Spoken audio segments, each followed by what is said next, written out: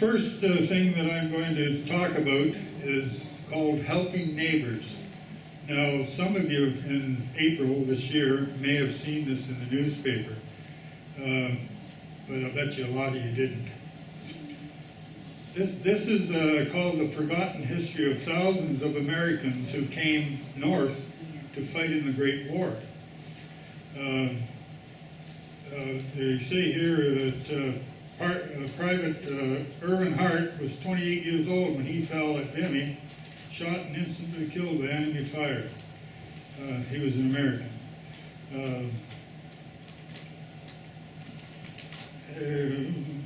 Hart is part of a forgotten piece of history. It's estimated 10,000 Americans went north to fight in the First War before April 1917.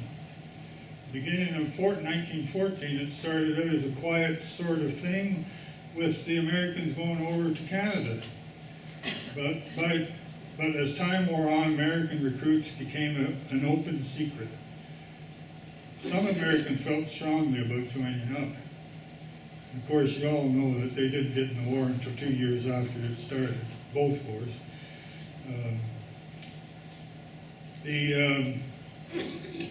A recruit in New Jersey said, I have come over here because I felt like it's my duty to do something. And there are many more like me who are itching to get into it. And another thing, the pay here in Canada was much better than in the States.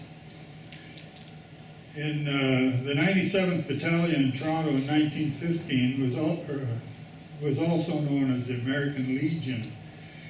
And through Canada, though Canada gave the official number of U.S. recruits as 35,000, that number is a bit ambiguous.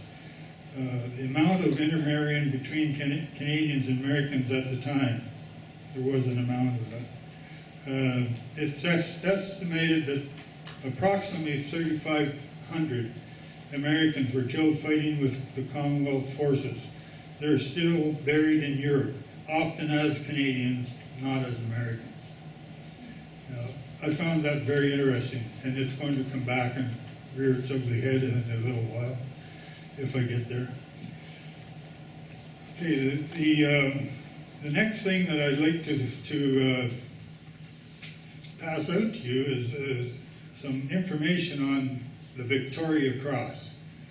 The Victoria Cross, which, if you can see, it's the red ribbon there on those two pictures, and that is the top award possible to anybody in Canada. And well, let me just read through this, and it'll especially if I get the right one. It should sort itself out. This is the history. The Crimean Campaign was the first war to be covered by regular correspondents, especially by reporters as perspective and critical as William Howard Russell of the Times. Under his scrutiny, the errors of officers, their prejudices, and rigid attitudes did not go unnoticed. He reported the disgraceful shortages of proper clothing and equipment, the ravages of cholera and typhoid fever, which caused the deaths of 20,000 men against the 3,400 killed in battle. I can't look up, I lose my place. Killed in battle doing war. He also reported for the first time the courageous and endurance of, the courage and endurance of the ordinary British soldier. Russell watched and reported what he saw to the British public. This I don't know why, but in my mind there, I'm thinking Donald Trump is just, got the same problem right now. Anyway, at the time, the most esteemed award for British prowessness in the British Army was called the Order of the Bath. But the Bath was awarded only to senior officers. Junior officers, like captain, lieutenant, that sort of thing. And NCOs might win a promotion in the field, or which is called a brevet rank, as this kind of promotion is called. It was also possible to win distinction by being mentioned in the general's dispatches. But at the outset of the war, most of these honors were given to staff officers immediately under the general's eye, and very rarely to officers actually engaged in frontline action. The common soldier might expect a campaign medal, but this would be issued to every man who took part in the war, whether he had fought bravely or not. To remedy this situation, the Distinguished Conduct Medal was instituted for NCOs and the privates in 1854. This medal carried a pension and was highly valued, but there was a growing awareness of the need for a decoration which would open to all regardless of rank and which would more fairly reflect the individual gallantry of men in the front line. So it's pretty obvious that only the general and his any fun out of this. In December of 1854, an ex-Navy officer turned Liberal MP, Captain Thomas Chauvel, put a motion before the House of Commons and that an order of merit should be awarded to persons serving in the Army or Navy for distinguished and prominent personal gallantry, and to every grade of individual from highest to lowest may be admissible. The Duke of Newcastle, in January 1855, he wrote to Prince Albert, who was the Queen Victoria's husband, reminding him of the conversation. And the 29th, the Duke followed up his letter by announcing the new award in a speech in the House of Lords. Then, unfortunately, that guy left, and they brought another one in, but there was so much momentum they didn't lose any pace. A guy called Lord Panmure corresponded with Prince Albert on the subject, and the Queen herself was actively involved in the proposals. They had a name for the medal at that time, and the Queen kind of axed that, said, no, you're not using that name. It's going to be called the Victoria Cross. So, yeah, I don't know if you hear about Queen Victoria a lot or not, but she was a pretty powerful lady, and she got right in there. So Queen Victoria took a great interest in her new award, especially in the design of the cross. She made significant alterations to the motto, striking out "For the Brave" and substituting "For Valor." So if you look carefully on these medals, the Victoria Cross, the only thing on there is "For Valor." The first proof was received, but not at all to her taste.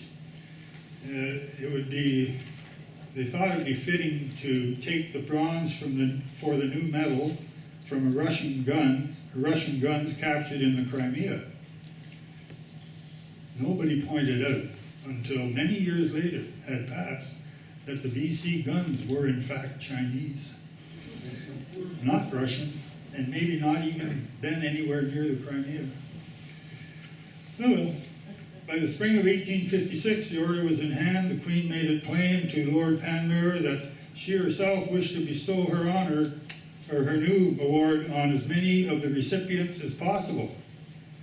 The 26th of June, 1857 was chosen.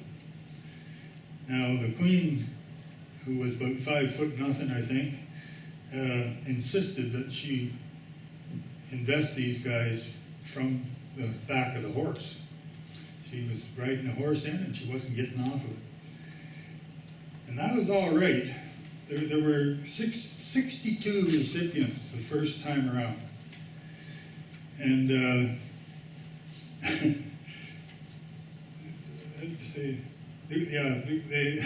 it is pleasing legend that the Queen, leaning forward from the saddle like a Cossack with the lance, stabbed one of the heroes, Commander Rab, through the chest. The commander, true to the spirit in which he had won the cross, stood unflinchingly while his sovereign fastened a pin through his flesh. The other 61 didn't get injured, and it took her 10 minutes to give out the 61 awards. To date, 1,358 Victoria Crosses have been awarded to the Commonwealth, which includes 3, I won't tell you about that, plus, it's coming up in a minute, plus a Victoria Cross for New Zealand and 4 Victoria Crosses for Australia. So there are an awful lot of them out there. And you probably know this, but if a Victoria Cross goes on the auction block, depending on whose it was, you can expect probably a minimum of $300,000. Some of them go for $700,000, $800,000. They're very, very sought after. Okay.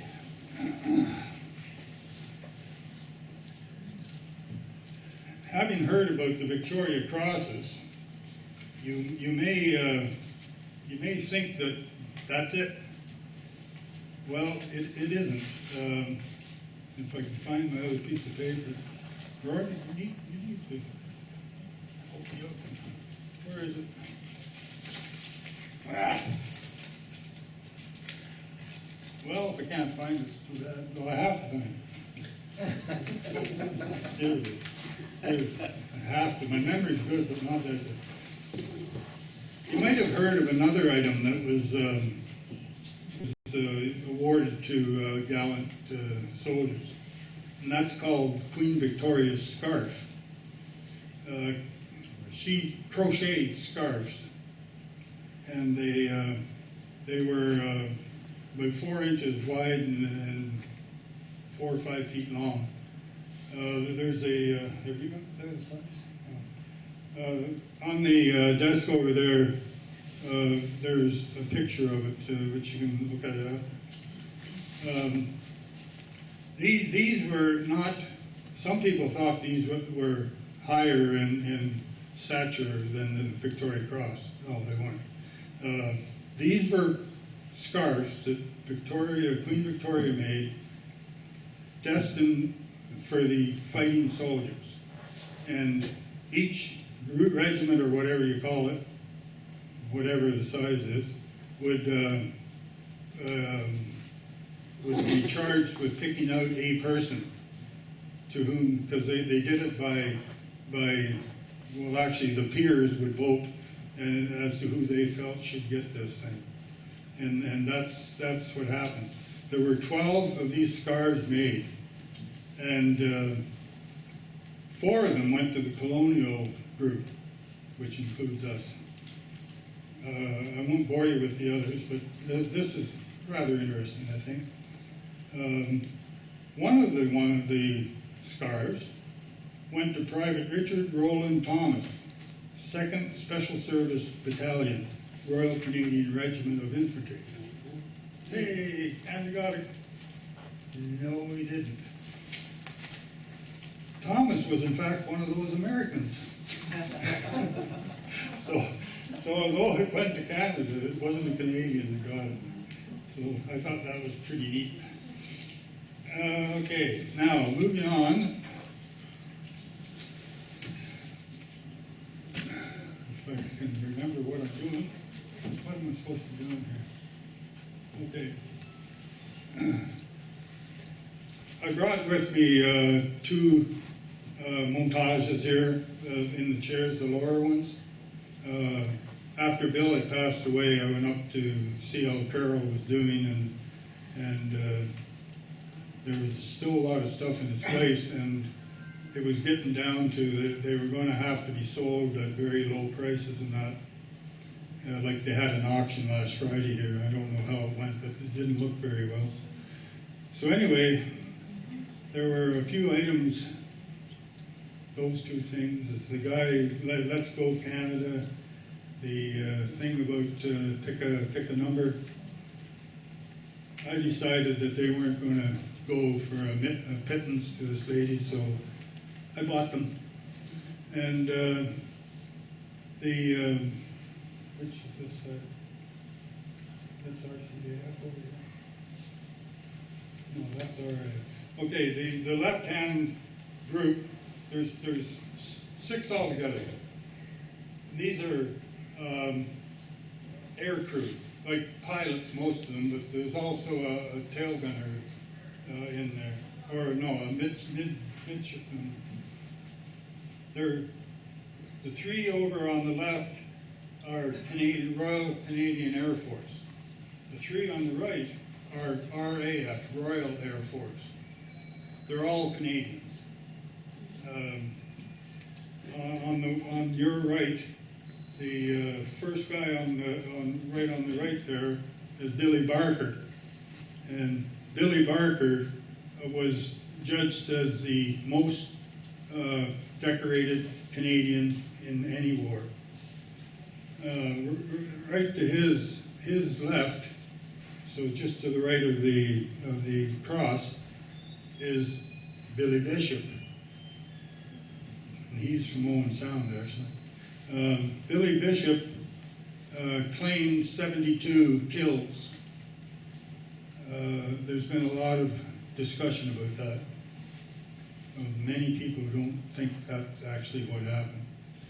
But regardless, he killed or knocked out a lot of Germans out of the sky. If he killed one, to me, that's great. Any more is just a little gravy. And on the other side are the RAF guys. I have this, they're all documented here. It would be way too boring for me to try to read it out to you. But I do want to read a bit about McLeod. That's assuming I can find them.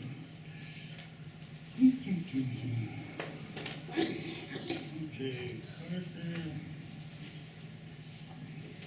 I went through a ream of paper doing this.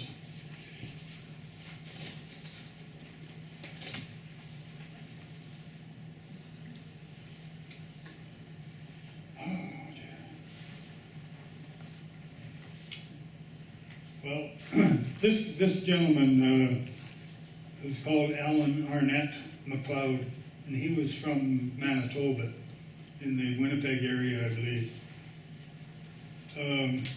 I'll just quickly read out a bit of this. On 27th of March 1918, over Albert, France, Second Lieutenant McLeod, with his observer, Lieutenant Arthur Hammond, in an Armstrong Whitworth FK-8, that's the aircraft, destroyed an enemy triplane and were immediately attacked by 8 more, 3 of which they brought down, but the petrol tank on the bomber was hit. The machine burst into flames, and both the pilot and observer were badly wounded. McLeod, by side-slipping steeply, tried to keep the flame away from his observer, and when the machine finally crashed into no man's land, the young pilot, not minding his own injuries, dragged his comrade from the burning wreck and under heavy fire carried him comparative safety and collapse before collapsing from exhaustion. We don't care about that. McLeod was recommended for the DSO and the Distinguished Service Order, which is a high honor, but they said that wasn't sufficient. They gave him the Victoria Cross. This is the part that I find very sad. He returned to Canada, actually Stonewall, Manitoba, if you happen to know that place, to recuperate, but died from Spanish flu shortly thereafter. He was only 5 months away from celebrating his 20th birthday. He was 18 years old when he won the Victoria Cross. Now, I have a good friend in Newfoundland, an ex-military buddy of mine, and his name is Bruce. And Bruce knows a lot of stuff. Unfortunately, he's just coming through some severe medical problems. But I phoned him yesterday and was talking to him for a bit, and I said, Bruce, I'm going to question you. He said, oh my God, guy. He said, not now. He's a real true Newfoundlander. And I said, did you know that I don't want to tell you that. Anyway, I said, do you know, it's coming next, so I don't want to break it. Did you know that these three guys, about them? He said, oh, of course I knew that. He said, but did you know that we had a 17-year-old, because I had mentioned 18-year-old for McLeod. He said, we got a 17-year-old here that got the Victoria Cross. And his name is Thomas Ricketts. And so I looked it up, and sure enough, 17, he won the Victoria Cross.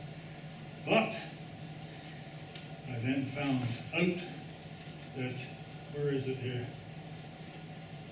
Yeah, they differentiate between whether people are in combat or other roles. So Ricketts got it at 17 in a combat thing. He wasn't the youngest. A hospital apprentice, Andrew Fitzgibbon, and drummer Thomas Flynn,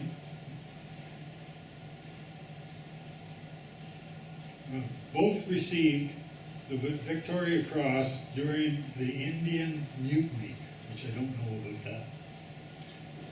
And so they were 15 when they got that, or sorry, 16, sorry, they were 16. But then there was another, oh, these flipping glasses.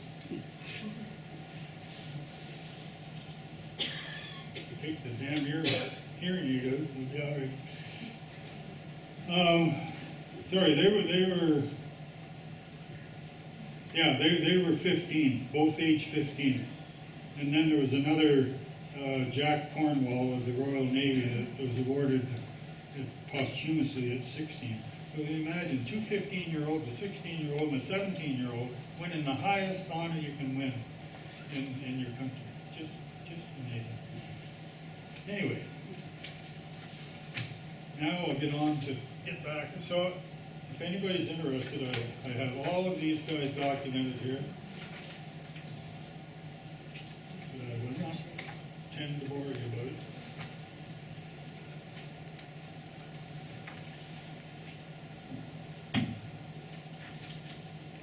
This is what I want to get to. In my hot little hand, both sides, are pictures. And the lad on this side is Noel Godfrey Chavez. Noel Godfrey Chavez won the Victoria Cross twice. And his headstone, which a picture of it there, is the only one in the world that shows two Victoria Crosses.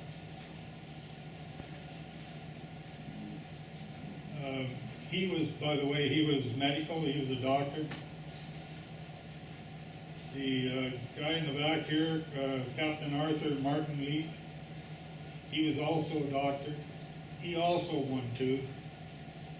And this gentleman here, Charles Upman, a New Zealander, he won two as well.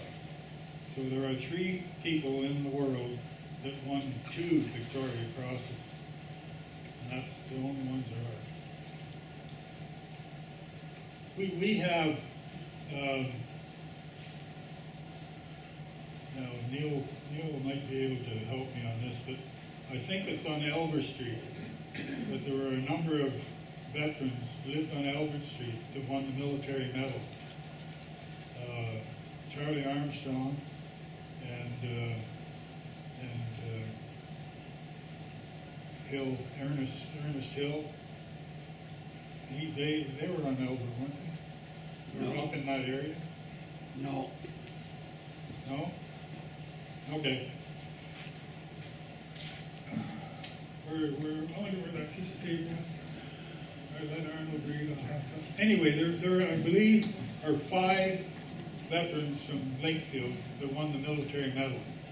The military medal is certainly not this one, but it's quite a high reward. Ernest Hill won it twice. And I was told, or I must have read, that when you win that thing twice, then they're contemplating whether or not you should get a Victoria Cross. He didn't, unfortunately. But, then there's, what's his name? There's an officer from the Grove.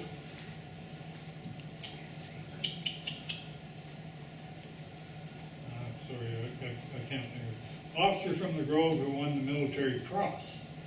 Now, I know you're wondering what are these things. Sorry about that. I'll pass this around. These pictures show the medals I'm talking about, like the Victoria Cross, Order of the Bath, the George Cross I haven't mentioned, or the Cross of Valor.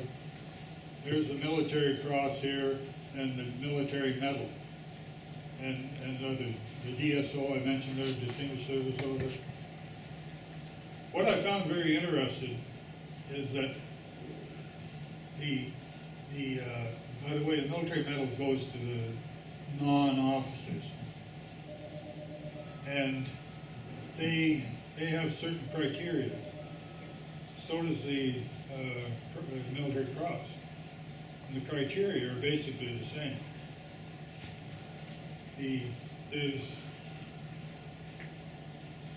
Where is it? It's just laying down over there. You see in the window the thing with the poppy on it? Right down on the laying on the table is a chart of medals, and all the medals I've talked about, and many more are there. But if you look on that, the military medal, which Hill and Armstrong, those guys won, is 14 grades lower than the Military Cross. Now, to me, that makes no sense at all. Now, I mean, I know that it's hard for the officers to win because it's hard to get them out there sometimes. But 14 grades difference between those two medals. Okay, the only other thing I'm going to mention that on this Chavez guy, he won his medal, or the Victoria Cross. Well, it's not there, it's over here.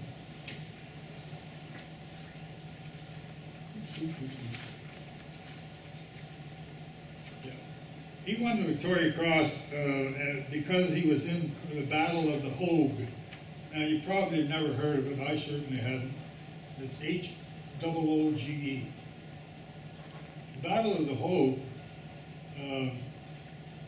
was the first introduction of flamethrowers, like that they carried on their backs, and it decimated the troops.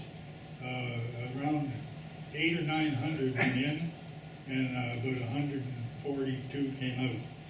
And the 42 were the two officers.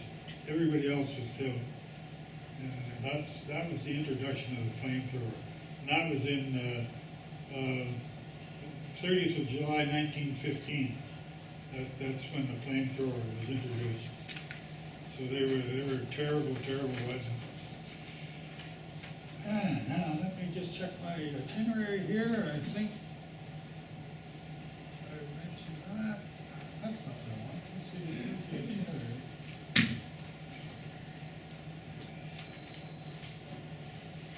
Well, we have an itinerary. Do you have it there, Ted? Andy? Why did I send it to you? I'm trying to find out when Ted starts here.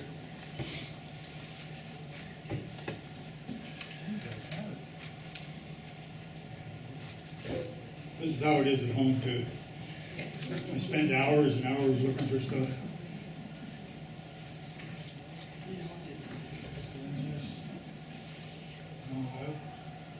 Oh, thanks, Ted. Okay. Okay. Guess what? Ted's up. John's got a break. You have a break.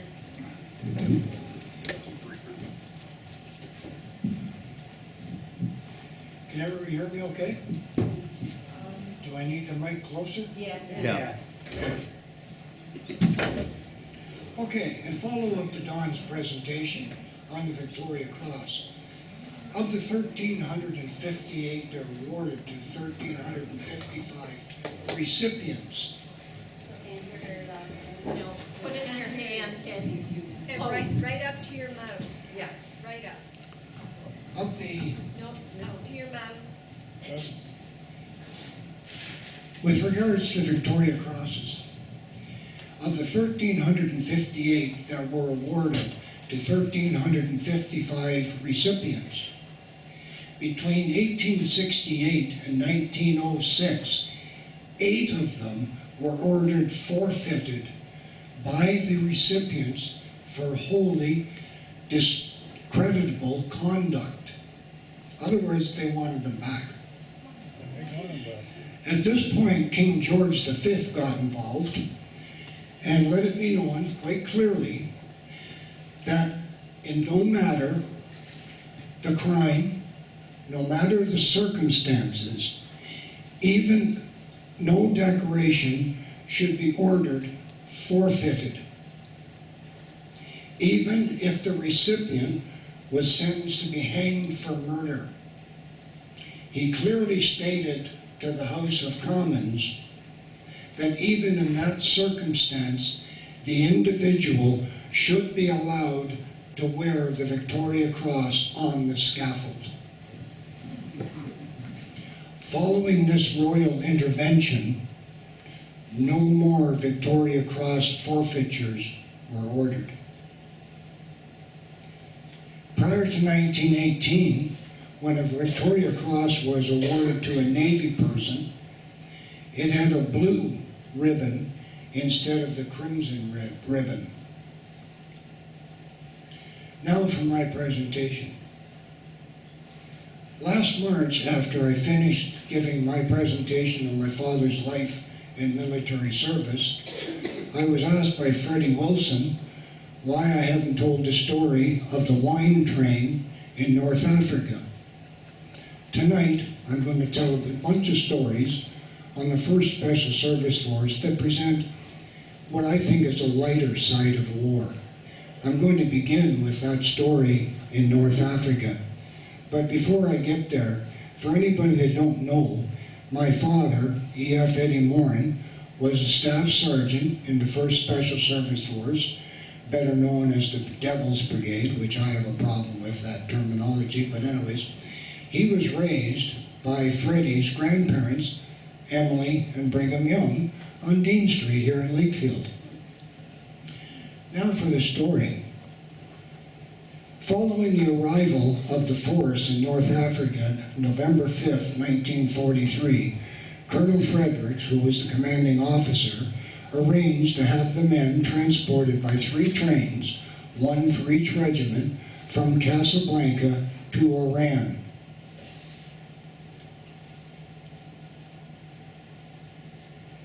The trip took 3 days and covered 600 miles across the desert and through the mountains.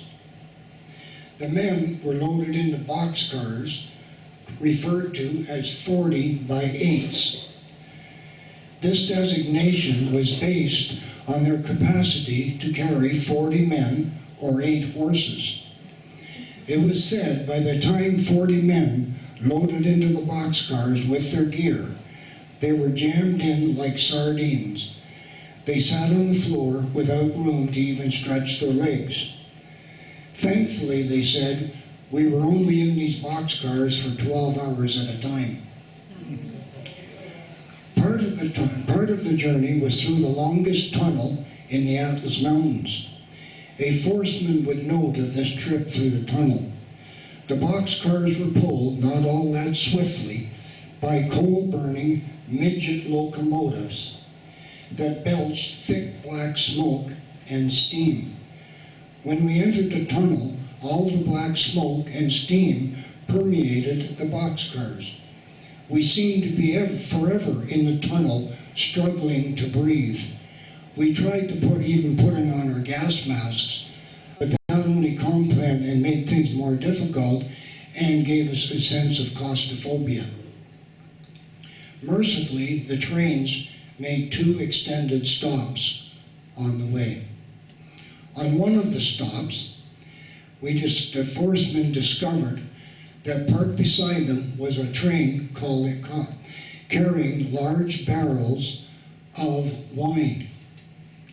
A quick check of the barrels by thumping them with rifle butts indicated they were full. Following this discovery, the men attacked the barrels with combat knives, bayonets. Some men just shot holes in them. Pretty soon, the wine was spurting out in all directions. The men grabbed whatever vessels they could find to capture the liquid. Some just used helmets. Others stood with their mouths in the streams and simply swallowed. By the time they were ordered to reboard the trains and continue the trip, they were all drunk. When they arrived at their destination, they were met by Colonel Frederick and the senior officers. Somewhat displeased with their appearance and condition, he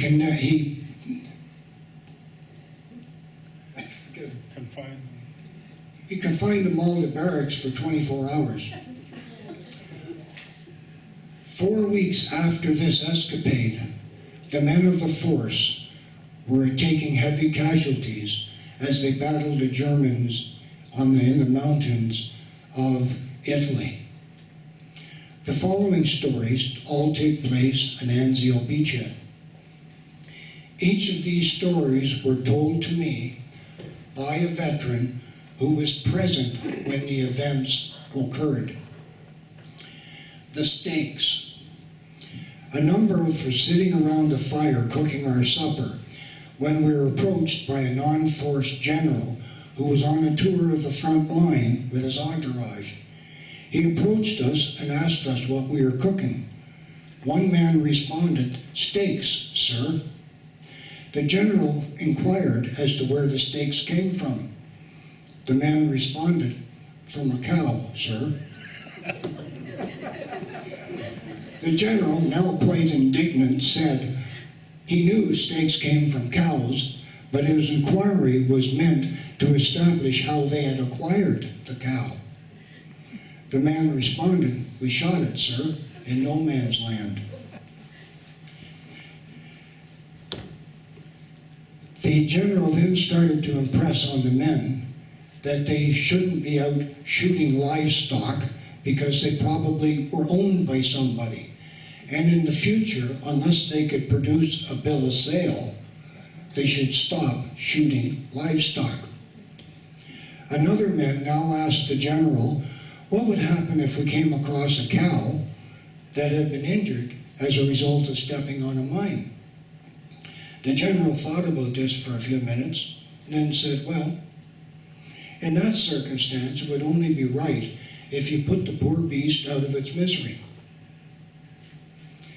The forceman then said, well, in that circumstance, could we then eat the meat? General looked at him and said, yeah, I don't see that as being a problem. The individual telling me the story then gave me a wink and a smile and said from that time on, we only ate steaks that came from cows that had stepped on a landmine and had to be put out of their misery.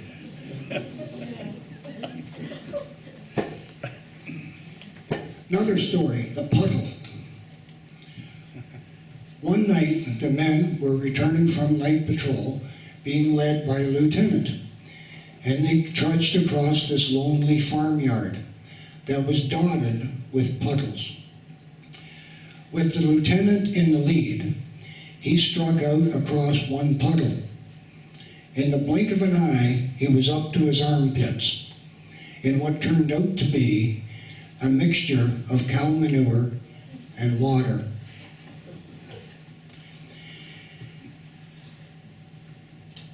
In his struggles to get out, he disturbed the goo, giving rise to a terrible smell that his section got a whiff of.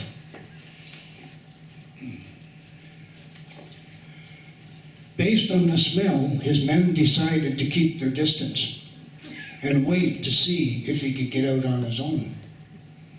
Struggle as he might, all his flapping about got him nowhere. The hole was too deep and the sides too slippery. Now he started to curse and swear at his men